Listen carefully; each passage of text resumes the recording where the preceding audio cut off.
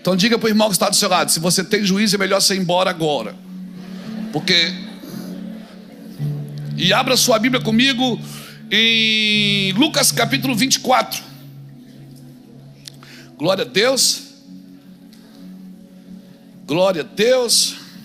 Está com a gente também o Alisson também. Se é dois Alisson, um Alisson incomoda muita gente, mas dois incomoda muito mais. O Alisson que congregava lá no Mevan do Canadá, lá com o Mateus, não é isso, Alisson? Está vindo para o Brasil, glória a Deus, seja bem-vindo, Alisson. Fica aqui com a gente. Essa região, Adão e Eva moravam aqui nessa região aqui, meu irmão. Verdade. Canadá o quê? Mas sofrer com aquele frio, meu filho. Vem para cá, quer frio, vai para São Joaquim. Aqui tem praia, calorzão desse, aleluia. Glória a Deus. Vem para cá. O que é que você está falando? O que é que vocês estão rindo de nós aí? Ô Alex, seja muito bem-vindo, tá, querido? Glória a Deus. Bênção. Irmãos, Lucas 24, versículo 13.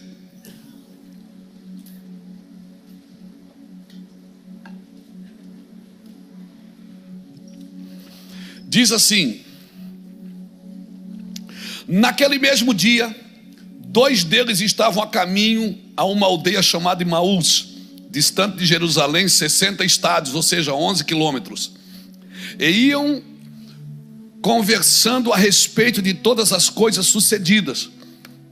E aconteceu que, enquanto conversavam e discutiam, o próprio Jesus se aproximou e ia com eles.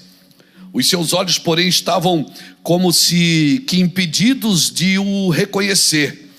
Então lhes perguntou Jesus: que é isso que vos preocupa?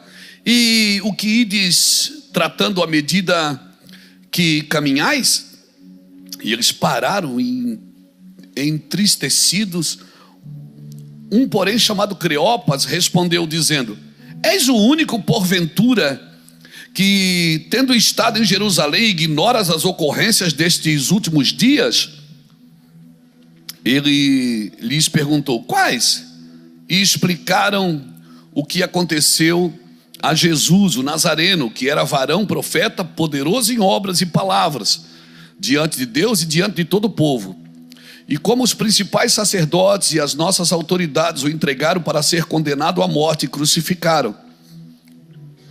Ora, nós esperávamos que fosse ele quem havia de redimir a Israel, mas depois de tudo isso, é já este o terceiro dia desde que tais coisas sucederam. É verdade também que algumas mulheres das que conosco estavam nos surpreenderam, tendo ido de madrugada no túmulo e não achando o corpo de Jesus, voltaram dizendo ter tido uma visão de anjos, os quais afirmaram que ele vive. De fato, alguns dos nossos foram ao sepulcro e verificaram a exatidão do que disseram as mulheres, mas não o viram. Então lhes disse Jesus: ó nécios e tardos de coração para crer em tudo o que os profetas disseram. Nécios, traduzindo segundo na linguagem peixeirês de Itajaí, é tolo. Seu tolo. Porventura não convinha que o Cristo padecesse e entrasse na sua glória? E começando por Moisés, discorrendo por todos os profetas, expunha-lhe a seu respeito, constava em todas as escrituras. Quando se aproximaram da aldeia para onde iam, fez ele menção de passar adiante, mas eles os constrangeram, dizendo: fica conosco, porque é tarde e o dia já declina. E entrou para ficar com eles. E aconteceu que, quando estavam à mesa, tomando ele o pão, abençoou e, tendo partido, lhes deu. Então lhes abriram os olhos e reconheceram, mas ele desapareceu da presença deles. E disseram uns um ao outro: porventura não nos ardia o coração quando ele pelo caminho nos falava, quando nos expunha as escrituras? E na mesma hora, levantando-se, voltaram para Jerusalém, aonde acharam reunidos 11 e outros com eles, os quais diziam: o Senhor ressuscitou e já apareceu a Simão. E então os dois contaram o que lhes acontecera no caminho e como fora por eles reconhecido no partir do pão. Falavam ainda estas coisas quando Jesus apareceu no meio deles e lhes disse: A paz seja convosco. Que história fantástica. Que coisa tremenda essa passagem do caminho de Emaús.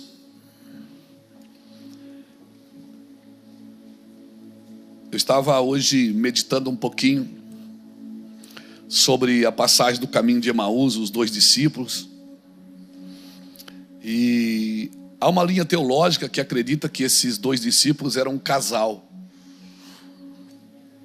Não sei se é, mas se for verdade, faz muito sentido ser um casal.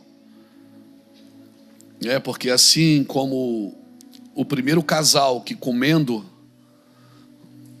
abriram-se os olhos para o pecado, esse casal comendo abriu os olhos para ver a ressurreição, para ver Jesus. Eu não posso afirmar se era um casal, mas tomara que fosse, porque faz muito sentido. Queridos, o que eu quero dizer é que a obra da cruz, ela não terminou na cruz. Ela, na realidade, ela começou na cruz e ela continua através da igreja.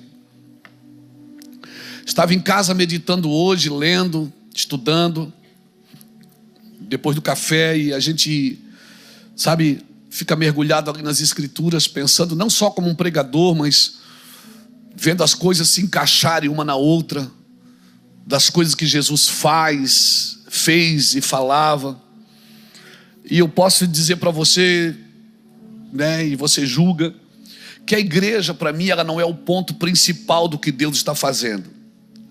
A igreja, para mim, é a ação do que Deus está fazendo, mas não é o ponto principal, porque tem muita gente na igreja que não entende o que Deus está fazendo.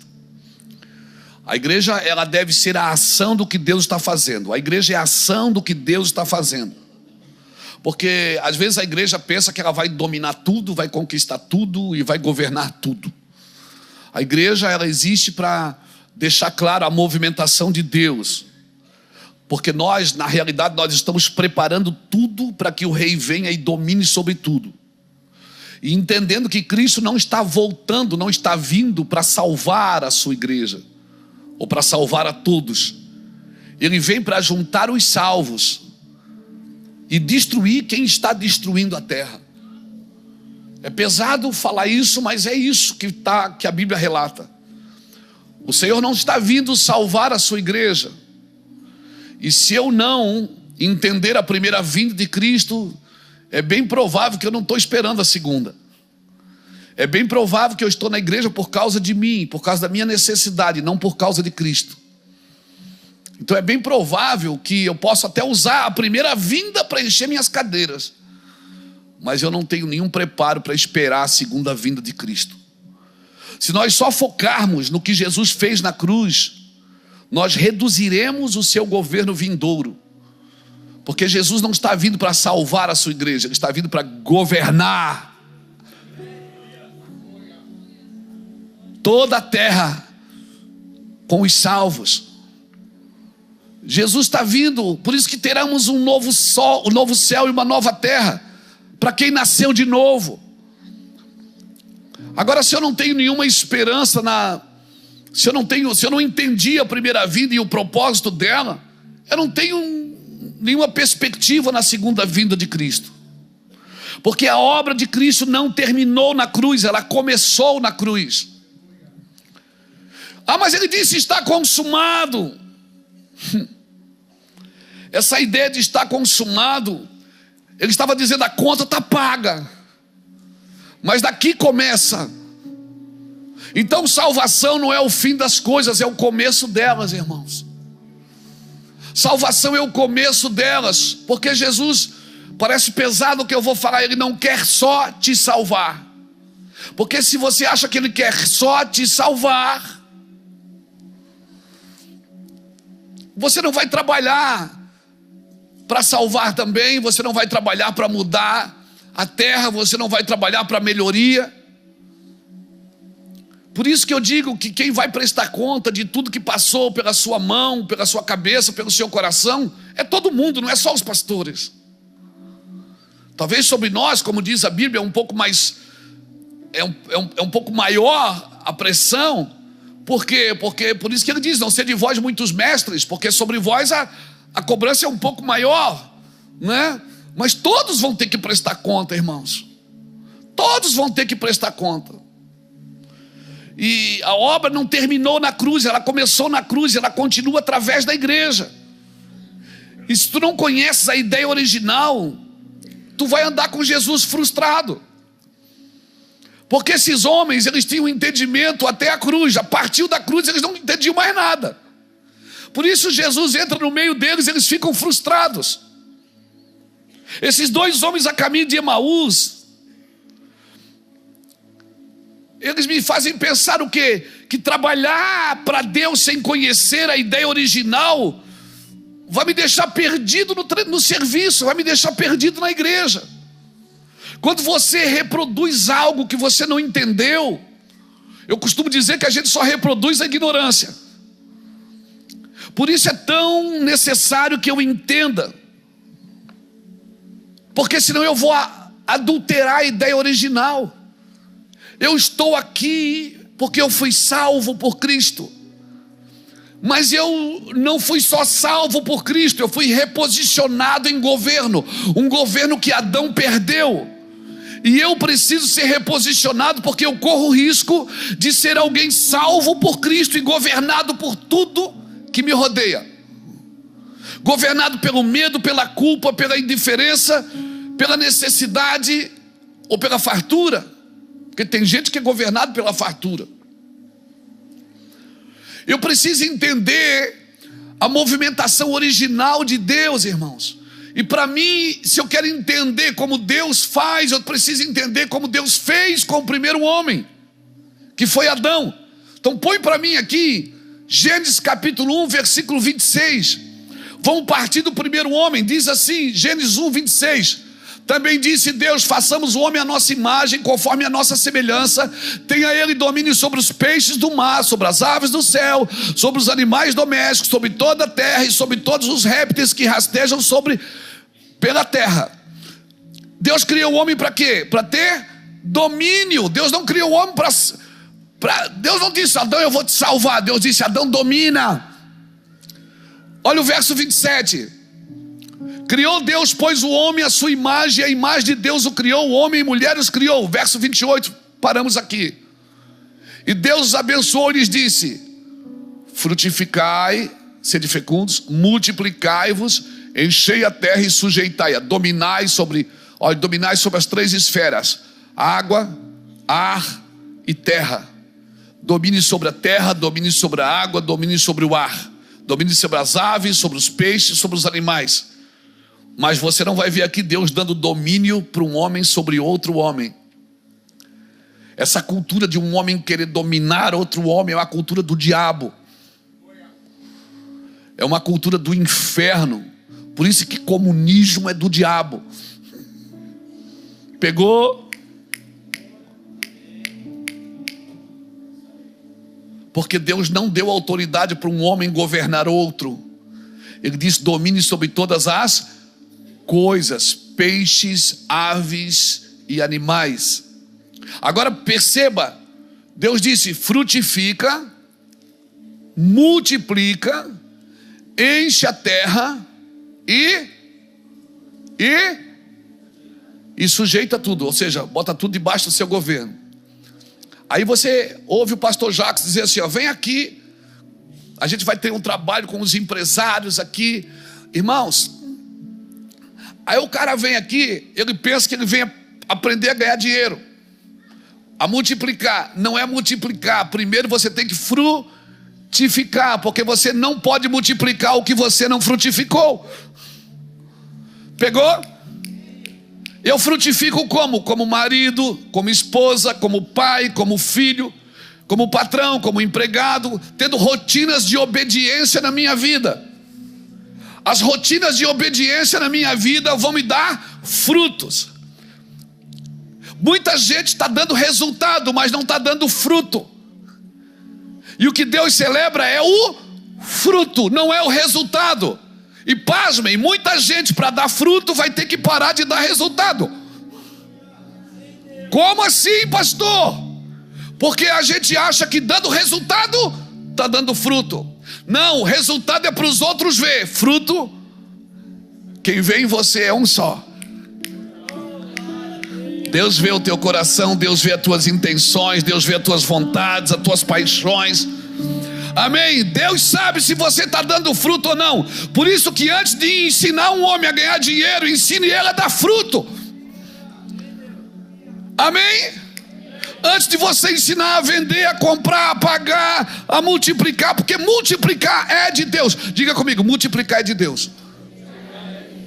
Diga, multiplicar é de Deus. Tem gente que acha assim, ó, o pastor é de Deus, o coach é do diabo. Não.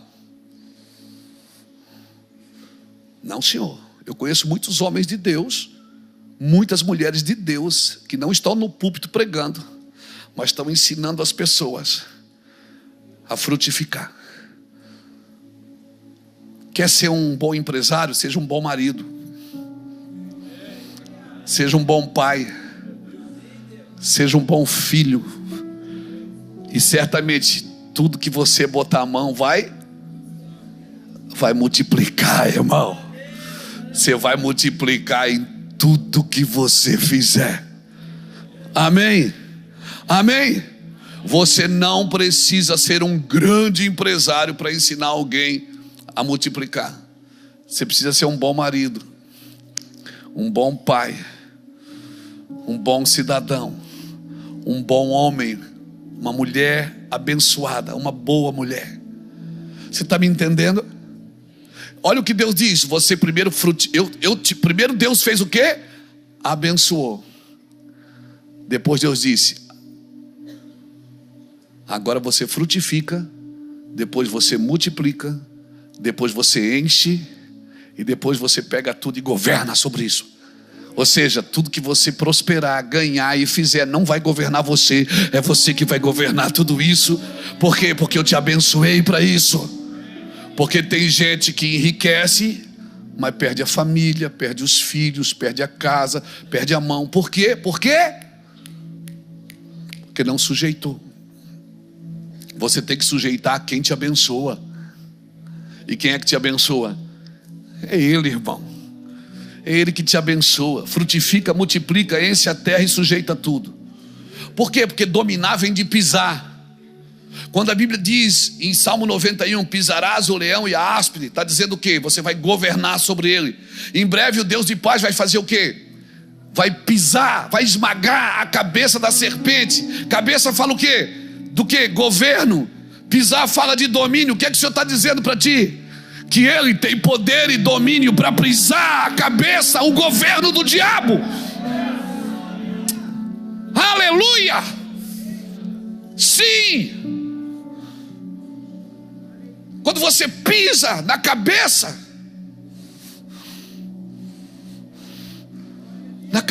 cabeça fala de governo. Por isso que o óleo tem que descer primeiro na cabeça, depois sobre a barba. Barba fala de autoridade. Depois sobre as vestes. Vestes fala de santidade. Amém, irmãos? Você está entendendo isso, querido? Mas o que isso tem a ver com a mensagem? Tem a ver, porque senão você pode andar frustrado com Cristo, se você não entender o pós-cruz. Se você não entender o pós-cruz, esses dois homens estavam indo a caminho de Emaús frustrados, Jesus no meio, e eles cegos e não viram Jesus ali. Irmão, quando Pedro e João declaravam: o reino de Deus está vindo, o reino virá, era uma ameaça para todos os outros reinos. Por que todos os reinos da terra se levantam contra o reino de Deus? Porque o reino de Deus é uma ameaça para todos os outros reinos. Porque Herodias, através da dança da sua filha Salomé, pediu a cabeça de João Batista. Porque João Batista sentenciava todos os outros reinos quando ele dizia: o reino dos céus está vindo, arrependei-vos. O evangelho do reino traz ameaças políticas. Por quê? Porque quando o reino de Deus chega no lugar, ele domina o território. Ele domina o território, irmãos. Então quando ele falava: o reino de Deus está vindo, ele dizia: meu Deus, Os governos tinham medo. Até hoje tem. Até hoje tem. Por isso que os magos foram visitar Jesus e pararam em Herodes. Herodes perguntou: vai o rei de Israel? Se vocês acharem, me falam onde ele está. Quando você fala, está próximo o reino de Deus, irmão, todo o reino da terra cairá por terra, meu irmão. Amém. Então fica tranquilo, é um propósito eterno de Deus. Jesus pregava para os judeus, mas quem é que entendia? Eram os gentios. Os gentios é que vinham e criam no que ele dizia. Ele mandou pregar a casa perdida de Israel. Ou seja, eles criam, mas eles criam de um modo equivocado. Eles não conseguiam compreender domínio. Eles não conseguiam compreender que Jesus não veio salvar os judeus de Roma. Ele veio salvar o homem do pecado. E eu preciso entender os movimentos de Deus. Tem um amigo precioso chamado Paulo Borges Júnior. Ele diz que Jesus, para explicar aos discípulos sobre o que ia acontecer na cruz, ele marcou uma mesa, uma ceia. E depois da cruz, os discípulos não entenderam. Por isso estavam com medo. Uns voltaram para Emaús, outros fugiram com medo, outros se trancaram numa casa com medo dos judeus. Jesus, veja bem, Jesus fez uma mesa para explicar a cruz. Ele estava dizendo: agora eu vou morrer, né? Mas vou ressuscitar no terceiro dia. Ele fez uma mesa, lavou o pé de todo mundo, serviu a comida, falou até, indicou quem ia trair. Tudo certo, está tudo arrumado. Mas depois da cruz ninguém entendeu. Aí o que é que ele faz? Ele repete a cruz? Não, ele repete a mesa. Ele repete a mesa para explicar de novo. Para explicar de novo. Ninguém vai entender a cruz se não for para a mesa. Por isso que é importante a ceia. Por isso que é importante a ceia, querido. Nós estamos repetindo. Sabe o que nós estamos repetindo na igreja? A cruz. Nós estamos repetindo a cruz, crucificando pessoas. Nós queremos repetir a cruz. Nós estamos crucificando Cristo de novo, quando nós deveríamos repetir a mesa da comunhão, a mesa do relacionamento. Nós deveríamos criar a mesa e a gente fica criando cruz.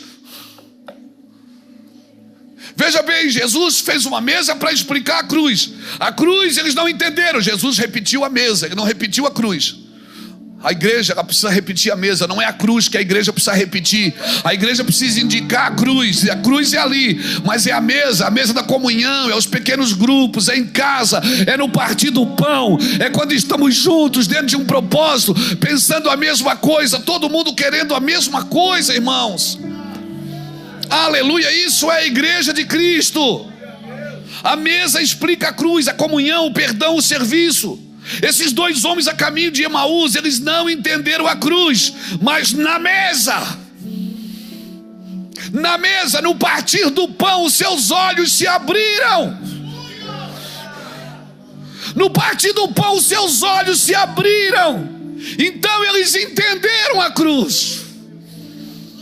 Por isso não existe igreja só pela internet. Não existe o meu pastor online. Eu preciso ser tocado, eu preciso ser ministrado, eu preciso rasgar meu coração, eu preciso de toque, eu preciso de abraço. Aleluia, alguém está me entendendo aqui? Eu preciso vir para a igreja, eu preciso sentar do lado de gente que eu não gosto. Não diz amém que é perigoso agora. Os dois homens a caminho de Emaús, eles não entenderam a cruz, mas no partir do pão, abriram os olhos dos dois irmãos. Quer abrir os olhos de alguém? Vamos para a igreja. Não, faz uma mesa.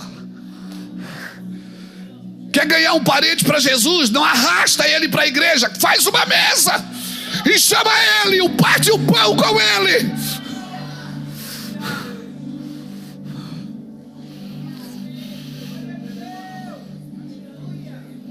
Quer reatar uma amizade perdida? Faz a mesa. Quer reatar um filho distante? Faz a mesa para ele. Davi já dizia: prepara uma mesa na presença dos meus inimigos, unge a minha cabeça com óleo e o meu cálice transborda. Aí tem gente que lê isso, mas é tão fariseu que ele diz: agora os meus inimigos vão ver. Não, quando a Bíblia diz que ele vai preparar uma mesa na presença dos seus inimigos, sabe para que é? Para você servir a mesa. Porque se teu inimigo tiver fome, dai de comer. Se ele tiver sede, dai de beber. Porque fazendo assim, juntarás brasa viva sobre a tua cabeça. Aleluia, aleluia. Como é que é? Então o Senhor está dizendo que Deus vai preparar uma mesa na presença dos meus inimigos?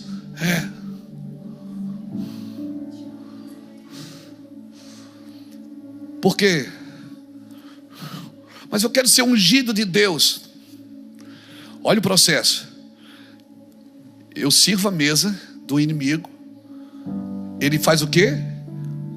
Unge a minha cabeça com óleo e o meu cálice.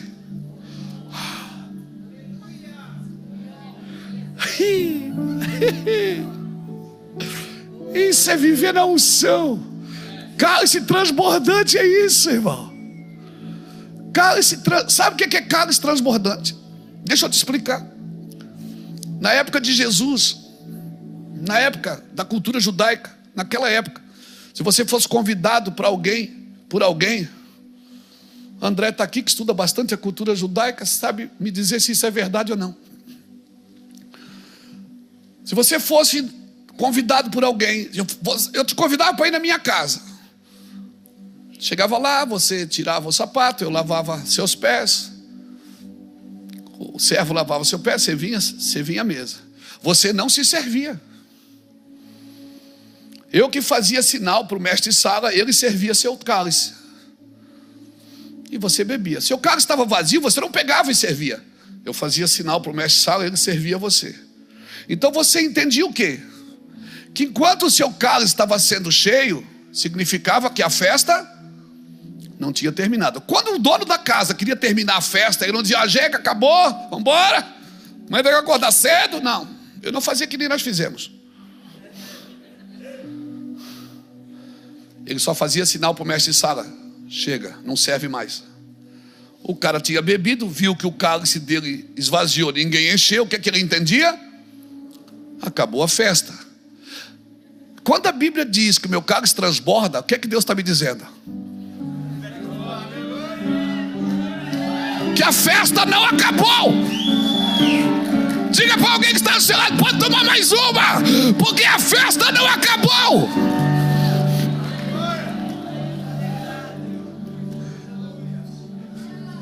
E se no próximo culto ele encher de novo, é porque a festa ainda não acabou. E se no próximo ele encher de novo, é porque a festa ainda não acabou. Aleluia! Mas respeita o processo, serve a mesa. E se ele tiver fome, dá de comer. Se ele tiver sede, dá de beber. Juntando brasa viva sobre a sua cabeça. Isso vai acontecer. Revelações. Ela é despejada por pessoas que só tem por inimigo o diabo. Revelações, sabedoria e graça é despejada na mente de pessoas que só tem por inimigo o diabo. Seu inimigo não é o crente da outra igreja. Seu inimigo não é alguém que te fez mal. Seu inimigo é o diabo, o inimigo das vossas almas. E ponto final. Aleluia. Aleluia. Só que para ir para a mesa você precisa viver a experiência da cruz. Deixa eu te falar uma coisa, e eu quero profetizar, e isso entenda no seu espírito. Dias virão que as pregações não surtirão mais efeito. Dias virão que as visões não surtirão mais efeito. Mas o partir do pão na mesa vai abrir os olhos de gerações em gerações. A igreja no mundo, muitas décadas atrás, centenas, milhares de anos atrás, ou centenas de anos atrás, ela já foi impedida de se reunir. Mas eles partiam o pão e a unção nunca parou de correr, o azeite nunca parou. A eternidade ela vai começar com uma mesa. E eu creio que é possível que nestes dias, na mesa, nós teremos novas explicações sobre a eternidade. Não estou dizendo novas doutrinas, eu estou dizendo novos entendimentos. No caminho de Emaús, por que eles saíram da missão, irmãos? Ele estava ali em Jerusalém, fascinado com os milagres, fascinado com a multiplicação dos pães, fascinado com tudo que Jesus fazia. Mas eles saíram da missão por não entender o pós-cruz. Cutuca alguém que está do seu lado, diga: não saia da missão porque mudou as circunstâncias. Diga: não saia da missão porque mudou as circunstâncias. Não saia da missão. Não saia da missão porque mudou as circunstâncias. Não saia da missão porque mudou as circunstâncias. As circunstâncias, elas mudam constantemente, mas não saia da missão. Não fuja do lugar da promessa. Não fuja do lugar da promessa. Deus tem promessas para você ir naquele lugar, porque Ele ressuscitou no mesmo lugar do martírio. Não saia da missão. Olha, eu vou falar uma coisa, eu já aprontei algumas vezes as minhas malas para ir embora de Itajaí. Não porque eu não amo essa cidade, não porque eu não quero estar aqui, não porque essa igreja, eu amo essa igreja. Já esbolsei tantas vezes eu ir assim, de ir embora para outra cidade, de ir para outro país. Deus nunca permitiu. Por quê? Porque nós somos peixeiros, irmão. Esse cheiro de bagre. Oh, meu Deus. Eu sou do São Vicente, irmão, do Promorá. Eu já peguei bicho de pé aqui, piolho. Aleluia. Aleluia. Glória a Deus. Não saia da missão porque mudou as circunstâncias. Por quê, pastor? Porque Jesus vem de uma maneira que nós não estamos esperando. Jesus falou comigo hoje à tarde. Ele disse: eu venho de uma maneira que você não espera, Luiz. Eu venho de uma maneira que você não espera. Irmãos, olha para Cristo, gente. Pastores, olham para Cristo. O Messias vai para a cruz, escandalizando todas as religiões da época. Ele vai para a cruz, ele morre nu na cruz, pregado na cruz, nas portas de Jerusalém, escandalizando todas as religiões da época. Nossos teólogos são incapazes de suportar tudo aquilo que Deus é. Nós estudamos e não suportamos tudo aquilo que Deus é. Somos incapazes, nossos argumentos não conseguem doutrinar o amor de Deus. Temos argumentos para doutrinar. Queremos dizer para Deus: isso você ama, aquilo você não ama. Isso você concorda, aquilo você não concorda. Como o Messias pode morrer como um pecador? Como? Já passou pela sua cabeça como o Salvador pede oração para seus amigos? Como o pão da vida pergunta se tem algo para comer? Como a água viva tem sede? Como o Pai da eternidade precisa morrer? Você já se perguntou, irmão? Se você não consegue compreender isso, como você quer compreender com uma mente limitada um Deus que se chama amor? Aleluia! Quanto mais nós nos afastamos do Calvário, mais nós nos afastamos da possibilidade de sermos ressuscitados com Cristo. Por isso, deu tudo errado, corre para a cruz. Deu tudo errado, corre para a cruz de novo, e de novo, e de novo, e de novo. Aleluia, alguém está me entendendo aqui? Levante sua mão, adore o Senhor nesse lugar.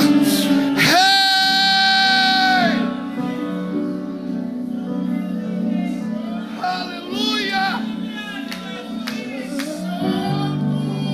Meus olhos para além dos montes montes, eu sei. De lá vem o meu socorro E ele vem saltando, ele vem saltando sobre os montes, sobre os montes. E eu elevo os meus olhos para ver os montes, eu sei. de lá vem o meu socorro E ele vem saltando, ele vem saltando sobre os montes. Sim! sobre os montes.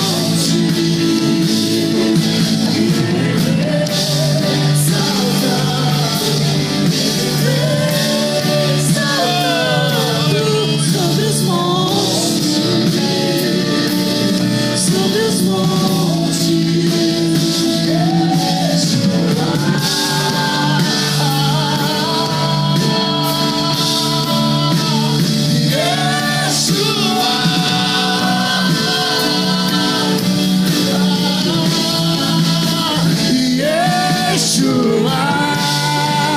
Sim, sim, sim.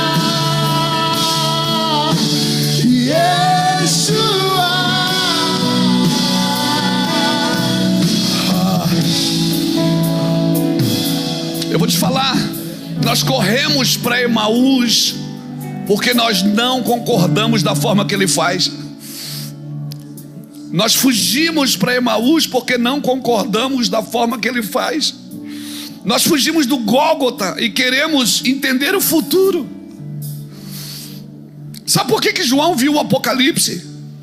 Porque ele foi o único apóstolo que viu a crucificação.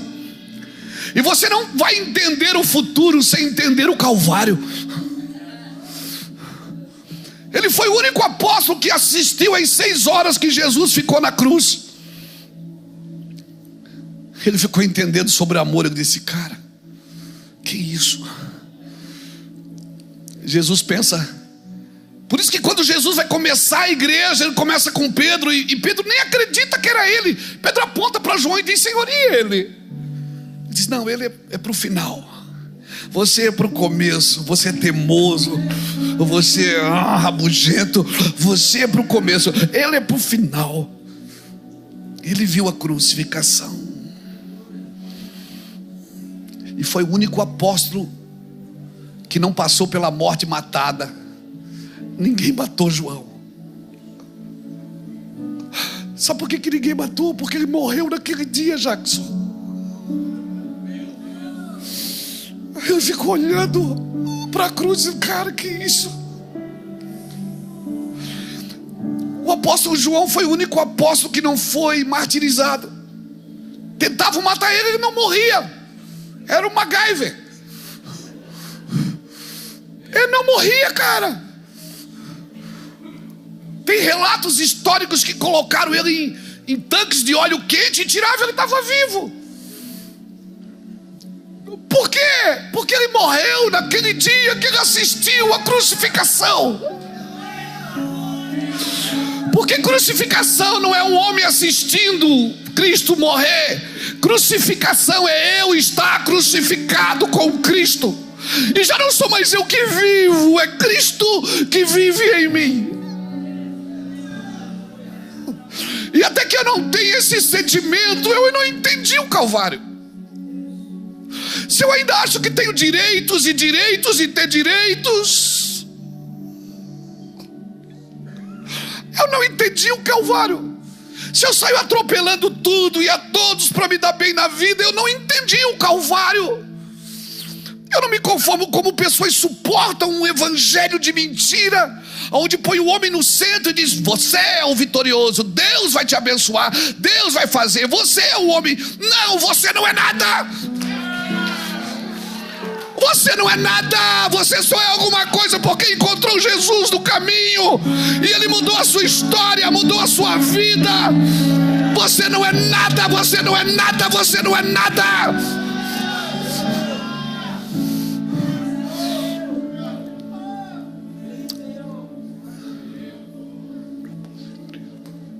Chega de evangelho antropocêntrico, vaidoso, mentiroso.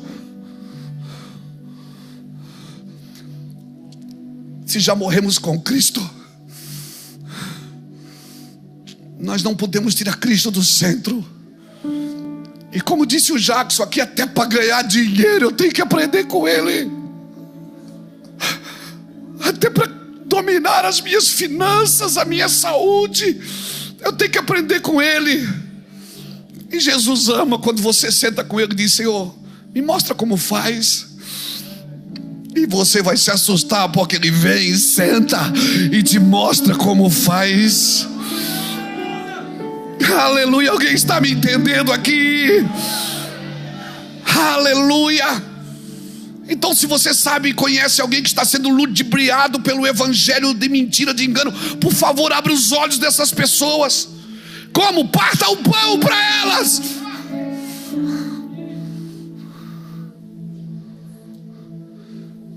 Ah, mas o importante é estar na igreja. Não!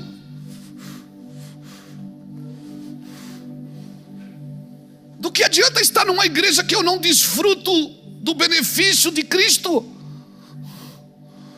Se você sabe de alguém que está ouvindo o evangelho, negociando com Deus suas finanças, sua carreira, sua vida, acorde essas pessoas, chame elas para uma mesa, parta o pão com elas. Por favor, irmãos, pastores, vocês que são coaches, que ensinam essas pessoas, parte o pão com elas, Fernanda. Parte o pão com elas, irmãos. Parte o pão com elas, chame elas. Olha, você precisa ouvir o evangelho. Não, por favor, pregue Cristo crucificado. O evangelho é loucura. Uns querem sinais, outros querem poder, outros querem ambição, mas nós pregamos a Cristo crucificado. Cristo crucificado e ressurreto. Fugimos para o Gólgota e queremos entender do futuro. Ah, eu vou sair da igreja porque eu não concordo. Não está de acordo com aquilo que eu esperava, não está de acordo. Tem lugares que eu não concordo e eu preciso estar. Por quê? Porque o meu partido pão abre olhos de pessoas. Ou você acha que como pastor presidente eu concordo com tudo que acontece aqui dentro? Não, eu não concordo. Mas eu também sou tratado. Uma vez um irmão bateu no meu escritório e disse: pastor, eu quero ir embora. Eu queria me desligar do meu van, estou indo embora. Eu digo: leva eu. Ele disse: não, o senhor é o pastor. Eu digo: ah, você tem opções, eu não tenho. Quer dizer que eu tenho que te aturar e você não pode me aturar. Ele começou a chorar, se abraçou comigo, está aí até hoje, irmão.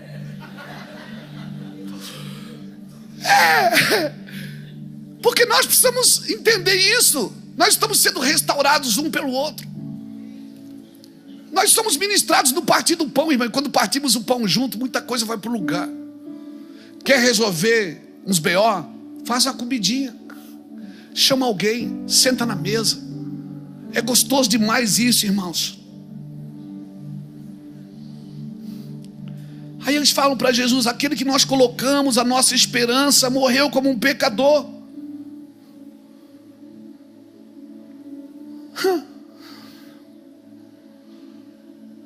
Isso não está de acordo com aquilo que eu acredito. Aqueles homens estavam dizendo para Jesus: isso não está de acordo com o que eu acredito. Nós botamos nele a nossa esperança e ele morreu como um pecador, nu, peladão, pendurado numa cruz. E agora o que fazer? A realidade presente estava ali, irmão, ressurreto, no meio deles, e perguntando: o que está acontecendo? Jesus entra no meio deles e pergunta: o que vocês estão falando? Eles perguntam: você não sabe? Ele diz: não, o que houve? Onde é que você estava? Que só você não sabe. Esse é o problema. É a gente não saber onde Jesus está quando a gente se frustra. Ele estava no meio. Ele estava ali. Ele estava ali no meio e eles não viram, porque a frustração cega. Porque o que é frustrar? É esperar um resultado que não veio. Quando você espera um resultado que não veio, você frustra. Agora você precisa entender que cristianismo já tem um fim determinado. E Deus não vai fazer como você quer, Ele vai fazer como já está escrito. E vai acontecer exatamente como está escrito. E nós estamos aqui para cumprir o que está escrito. E o dia que você se alistou para esse exército, você só botou a farda, pegou a ferramenta, pegou a arma, pegou o cantil d'água, pegou o pão, pegou o capacete da salvação, o escudo da fé, a espada, a lei, a couraça da justiça, e você foi para a trincheira. E agora só espera a ordem do general, porque na hora certa você vai entender todas as coisas. O que eu faço agora tu não entendes, mas tu entenderás depois. Aleluia! Aleluia! A realidade presente estava ali. Jesus ressurreto pregou para os dois e eles não se converteram. Jesus pregou para os dois, Lapa, e eles não se converteram, não abriram os olhos. Imagine nós. Se Jesus estava ali no meio, não abriu os olhos dele, tu acha que é fácil abrir o nosso? O Jesus ressurreto pregou para os dois. Aí quando chegou na estalagem, na aldeia, eles disseram: fica com a gente. Jesus: não, tem que ir. Eles queriam que Jesus ficasse com eles. E Jesus queria o quê? Que eles voltassem para o lugar da promessa. Volta para o lugar da promessa. E esse lugar não é geográfico. Hoje para você não é geográfico, é um lugar aqui dentro e aqui dentro. Volta para o lugar da promessa aqui dentro. Você tem uma promessa. Se a realidade não condiz com as tuas conclusões, se cruzou a linha de chegada e não chegou como você queria, ei, dá tempo ainda, meu amigo. Dá tempo de fazer as coisas do jeito de Deus. Se pregando eles não se converteram, aí Jesus entra no plano B. Ou seja, vai para a mesa com eles: vamos comer, vamos tomar um café. E no partir do pão, os olhos deles se abrem. E quando os olhos se abrem, Jesus desaparece. Já viu que coisa? Você está na igreja, está buscando, está chorando, está rindo, está levantando a mão. Ai meu Deus, está uma glória, está uma glória. Aí quando abre seus olhos, Jesus desaparece. Aí você fica: mas o que é que aconteceu? Será que eu não sou mais espiritual? Que paradoxo é esse? Com os olhos fechados, Jesus estava ali. Com os olhos abertos, Jesus saiu. Por quê, pastor? Porque nós queremos uma forma de fazer. Nós queremos ver do nosso jeito, fazer do nosso jeito. E Jesus só quer partir o pão. Querido, nós temos centenas, para não dizer milhares, de denominações na terra. Mas não existe uma visão uniforme para a igreja. Se a igreja é multiforme, a visão das igrejas sempre vão ser multiforme. Uma acredita mais aqui, outra acredita mais ali, e vai ser sempre assim. Isso não vai mudar. Amém, querido? Nós precisamos, porque Ele nos chamou para ser administradores dos mistérios de Deus, e nós devemos ser fiel até o fim. E quanto mais eu me afasto do Calvário, mais nós nos afastamos do túmulo vazio. Se eu me afasto do Calvário, eu vou me afastar do túmulo vazio, não vou entender a ressurreição. Você precisa voltar para o lugar em Deus que você jamais deveria ter saído. Deixa eu falar isso profetizando. Fala para a pessoa que está do seu lado: você precisa voltar para o lugar em Deus que você jamais deveria ter saído. Ressignificar o propósito. Que mais? Recalcular a rota. Que mais? Voltar para Jerusalém e se tornar uma testemunha viva. Porque eu acho que eu preciso estar sempre em prosperidade para ser útil. Que eu preciso ter sempre recurso em todo tempo, em todo tempo. A Bíblia não diz que você tem que ter todo o tempo dinheiro. Ela diz que em todo tempo seja alvo as tuas vestes. E nunca falte o óleo sobre a sua cabeça. Você pode ter necessidade no bolso, na gaveta. Você pode ter necessidade de recurso no momento, mas que nunca falte óleo sobre a tua cabeça. E que nunca falte. Você vai passar uns perrengues na vida? Vai ter dia que você vai estar lá em cima. Vai ter dia que a roda gigante vai parar com você lá em cima, você vê a cidade toda. Vai ter dia que você vai parar lá embaixo, você não está vendo nada. Mas que nunca. Pode faltar o recurso? Pode faltar? Pode faltar? Pode. Eu vou olhar para esse lado também. Pode faltar? Pode. O que é que não pode faltar? Não pode faltar óleo sobre a cabeça e pureza no seu coração. Não pode faltar vestes brancas e não pode faltar óleo sobre a sua cabeça. Que nunca falte isso. Então eles voltaram para o lugar da promessa. Quando abriu os olhos, eles voltaram para o lugar da promessa, que é o mesmo lugar que ele ressuscitou. O mesmo lugar da morte do Messias foi o mesmo lugar da ressurreição. Tanto é que até hoje, quando você vai em Jerusalém de caravana, a gente faz tudo num dia só. O Calvário, o Jardim do Túmulo, porque é tudo perto. É tudo muito perto. Esse é o problema. Você quer fugir dali para não ver mais a cruz. Quando o Senhor diz que você tem que tomar a tua cruz todo dia. Todo dia tem que tomar a cruz. E quer saber? A sua cruz não é sua esposa. A sua cruz não é seu marido. Isso é uma cruz. Não é. Isso é uma bênção na sua vida. Se ele está sendo usado por Deus para te empurrar para a cruz, é uma coisa. Mas a sua cruz não é seu filho. Sua cruz não é seu cônjuge. Sua cruz não é seus negócios. A sua cruz é o velho homem que você tem que matar aí dentro. Que ele acha que sabe mais do que você. Que ele todo dia quer ressuscitar e você diz: você está morto, Luiz Hermínio. Você não vai ressuscitar mais. Eu estou crucificado com Cristo, já não sou mais eu que vivo, é Cristo que vive em mim. Por isso que se você corre para a igreja para ter sua vida abençoada, você corre o risco também de ressuscitar o velho homem. Você corre para a igreja para matar o velho homem, para que Cristo viva em você, porque Cristo em vós, é a esperança da glória. Ele atravessa, aí para terminar, ele atravessou a parede aqui, irmão. Ele atravessou a parede. No último versículo, os discípulos, os dois voltam e encontram os discípulos tudo trancado. Jesus atravessou a parede. Ele mostra uma nova forma de realidade. Eu quero dizer para todos os crentes que estão aqui: Deus tem uma nova forma de realidade para você viver. Qual é, pastor? Uma forma de fisicalidade. Como é isso? É quando o céu invade a terra.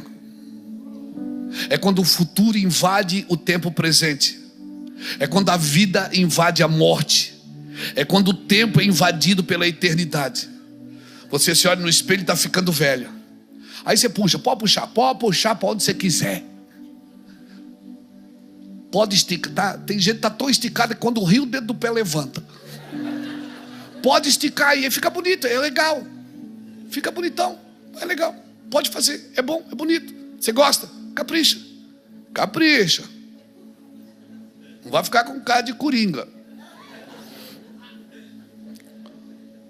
Mas você olha no espelho. Se você tem uma consciência de eternidade, você ri dos seus cabelos brancos. Você ri da sua calvície. Você ri dos seus pés de galinha. Você diz: eu vou viver eternamente. Aí você olha para o seu corpo. Você foi no médico, você tem um exame dizendo que você está doente. Aí você diz: não, mas esse não é meu filho.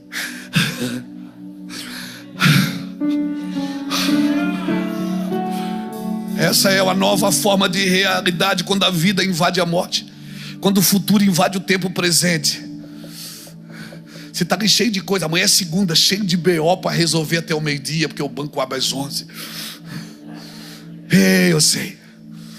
Aleluia. 11 horas da manhã, amanhã o financeiro aqui já liga para a gente. Tem que fazer alguma coisa. Eu digo: ora. Nós estamos orando. Eu digo: então chora também. Por quê? Porque essa é a vida. Mas quando você tem uma perspectiva de uma nova realidade presente, uma forma de fisicalidade, um mundo que você acha que é imaginário, mas não é, é o mundo real, o mundo invisível de Deus, Vanessa. O mundo espiritual, ele vem e invade toda a sua vida. Aleluia. Aí você sabe, você vê Jesus ali. Você sabe, Jesus está comigo aqui. Está difícil, eu estou sofrendo, mas Jesus está comigo. E você não tem cara de sofrimento. Você limpa a cara de sofrimento e você vai para a luta, você vai para a guerra. Você tira a cara de vítima e você vai para a guerra. Aleluia. Porque que tempo é esse? Esse é o tempo que Jesus entra com o corpo glorificado e senta para comer com você. Ah, meu Deus, como é que é? Meu Deus, é uma forma de fisicalidade, onde Cristo come e bebe com o corpo glorificado. Para mostrar o que para mim? Para mostrar para mim, para mostrar para a igreja que espiritualidade não é tão invisível assim. Que é ser espiritual, pode ser visível e humano. Quer ser espiritual? Você pode ser visível e humano. Você pode ser tocável e ser um homem espiritual. Jesus trabalhou de 30 anos de carpinteiro. E eu te pergunto, Jesus foi chamado para ser carpinteiro? Ele foi chamado para ser carpinteiro? Não! Mas ele ficou 30 anos sendo carpinteiro, para 3 anos manifestar a sua espiritualidade cheia do Espírito Santo. Então talvez o que você está fazendo agora, você diz, mas não é meu lugar. E Deus diz, não é mesmo. Eu só estou preparando você para aquilo que está por vir. Talvez você tenha que servir num lugar que não é para você, para quando o lugar que é para você chegar,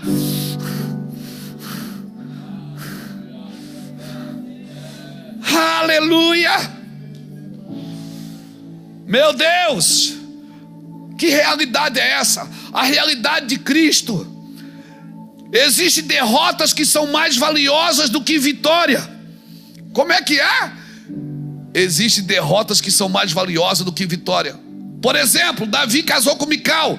Mical não gerava filho. Era uma derrota, mas era uma vitória. Por quê? Porque Deus não queria que Davi gerasse filho na casa de Saul. Entenda o que Deus está fazendo, porque até a esterilidade tem seu propósito na presença de Deus. Mas o anticristo, o que é que você acha que é o anticristo?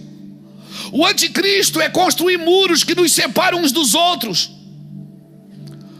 O Espírito Santo não está preso numa Bíblia de estudo. Ele não está preso numa teologia reformada. Ele não está preso numa congregação eclesiástica. Ele não está preso no seu regime interno. Ele não está preso em grupos étnicos. Não, ele não está preso. O Espírito Santo está solto. Eu não posso criar um lugar para ele se manifestar e achar que ele vai se manifestar só ali. O Espírito Santo está livre, irmão. Para terminar, cutuca alguém e diga: seu ministério é da reconciliação. Diga: seu ministério é quebrar muro. Diga para ele: é sair da religião privada e tribal. Porque quem anda na religião privada e tribal já é anticristo. Porque Cristo é o que? Tudo em todos. Eu declaro esses dias agora, Deus vai levantar o ministério das marretas, que vai quebrar muro, que vai quebrar parede, que vai quebrar alicerces que não servem para nada. Divisões teológicas, divisões sociais, divisões culturais. As primeiras igrejas, irmãos, elas não eram perfeitas. Elas eram sim preconceituosas e divididas. Aí Deus levanta Paulo, que derrubou tudo, misturou tudo, que até confrontava os cristãos, que quando estava com o judeu era de um jeito, quando estava com o gentil era de outro. Agora é para encerrar mesmo. A estratégia de abrir os olhos de crentes ainda é o partir do pão. Amém? Você pode vir nesse culto e o coração está queimando, e você está cego e não está enxergando Jesus. Um disse para o outro: você lembra quando o nosso coração queimava? Jesus disse: o coração deles queimava, mas eles não abriram os olhos. Você pode vir num culto como esse, sentir o amor de Deus, sentir a presença, sentir a unção, e as escamas dos seus olhos não caírem. Porque as escamas só podem cair quando você tem o entendimento do Calvário. Amém? Jesus abre os seus olhos para quê? Para você voltar para o foco, para aquilo que Deus tem para você. Se seus olhos foram abertos ali, se os olhos daqueles homens foram abertos enquanto eles comiam, eu espero que enquanto você esteja comendo essa palavra, seus olhos também estejam abrindo. Amém, querido? Não pense que os movimentos de agora é só sobre vinho novo. Não, os movimentos de agora é sobre os odres novos que Deus está preparando. Sabe, muitos de nós cristãos antigos, vamos dizer assim, que estamos 20 anos, 30 anos servindo ao Senhor, muitos de nós muitas vezes não celebram mais as coisas novas. E nós precisamos nos refazer em Cristo. Nós não podemos perder a paixão, as lágrimas de ver um convertido novo se entregando para Cristo, de ver um milagre. Parece que a gente já viu tudo e parece que nós não temos mais nenhuma sensibilidade espiritual. Isso é perigoso, irmãos, porque a gente vive no piloto automático. Não permita que isso aconteça na sua vida, no seu ministério. Quando você perceber que não tem mais lágrima nos seus olhos, que você não se sensibiliza mais quando lê as Escrituras, e se você está aqui com o coração queimando enquanto ele fala, e mesmo assim não está enxergando, deixa eu te ajudar a abrir os seus olhos. Não use a necessidade das pessoas para suprir suas vaidades. Deus nos chamou para fazer justiça aos menos favorecidos. Se você não tem expectativa na segunda vinda de Cristo, é bem provável que você vai usar a primeira vinda só para suprir vaidade,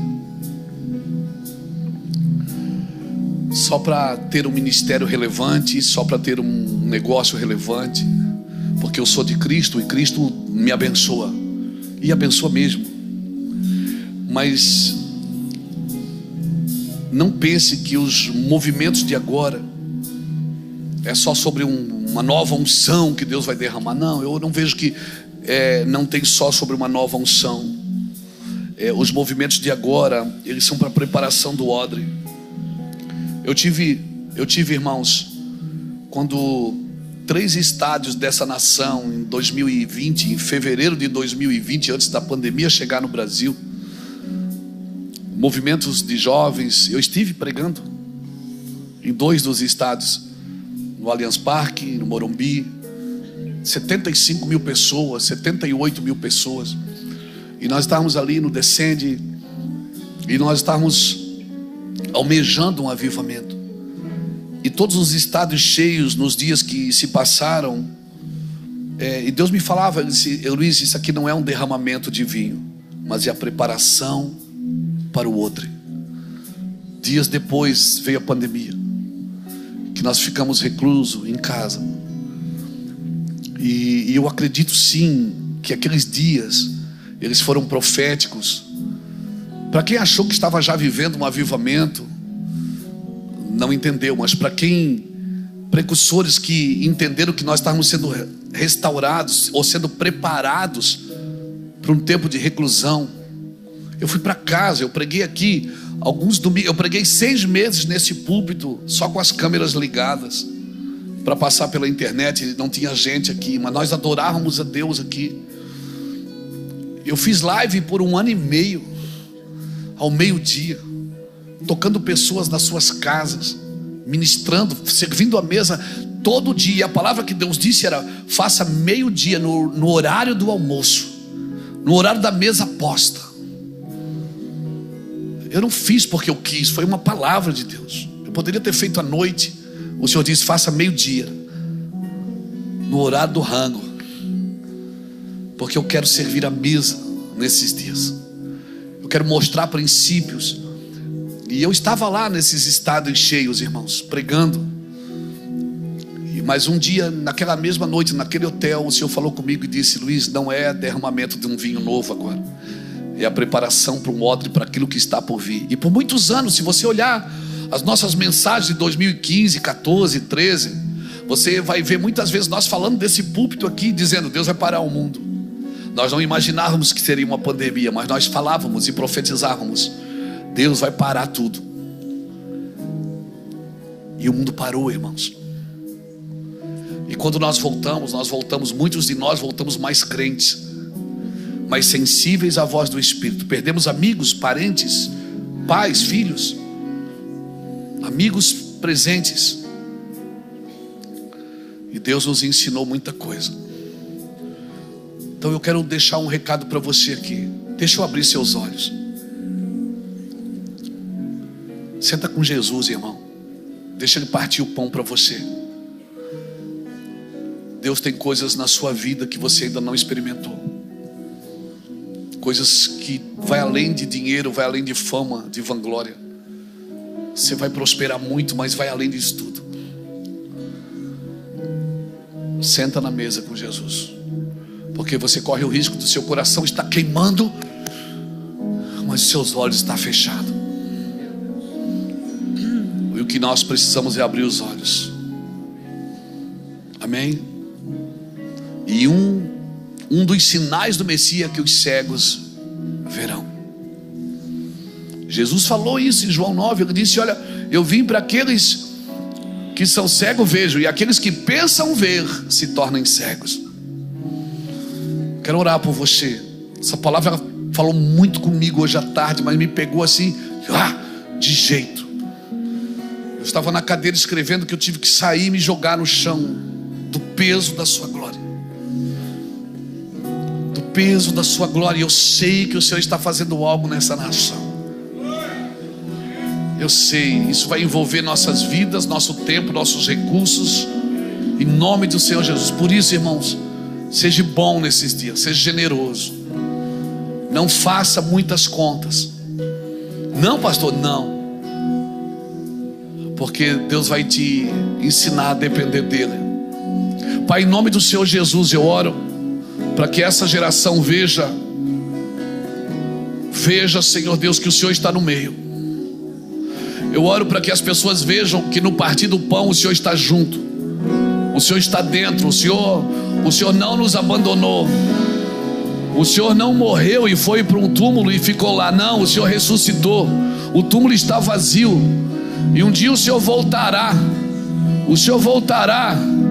E uma igreja que pensa que está morta, ela vai ressuscitar contigo. Sim, Deus, os santos ressuscitarão contigo. Nós declaramos que os santos ressuscitarão contigo. Derrama a tua glória, Senhor. Traz uma convicção sobrenatural sobre essa geração, Pai. Em nome de Jesus, traz uma convicção sobrenatural sobre essa geração, meu Pai. Sim, Deus, traz-nos ideias novas. Abre a nossa mente, Deus. Sim, Paizinho, abre o nosso coração, Senhor. Sim, Senhor, eu creio. Aleluia, você crê nisso, meu irmão? Bata a palma para Jesus, então.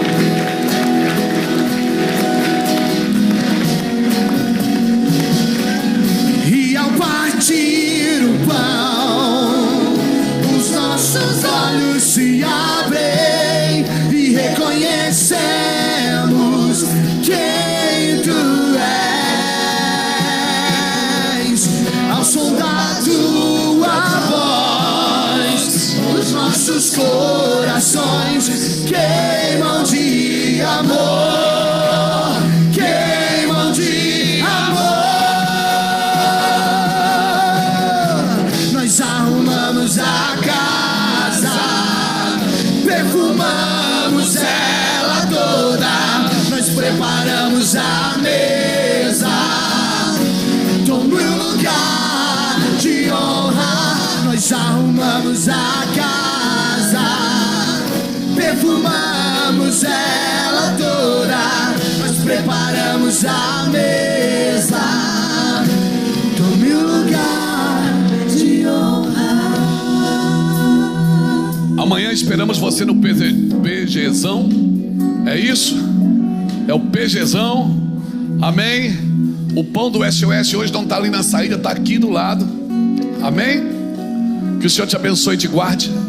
Que o Senhor faça resplandecer seu rosto sobre ti e tenha misericórdia de ti. Que o Senhor sobre ti levante seu rosto, te dê a paz. Amém. Que Deus abençoe. Até domingo que vem. Estamos juntos aqui. Glórias a Deus, em nome de Jesus.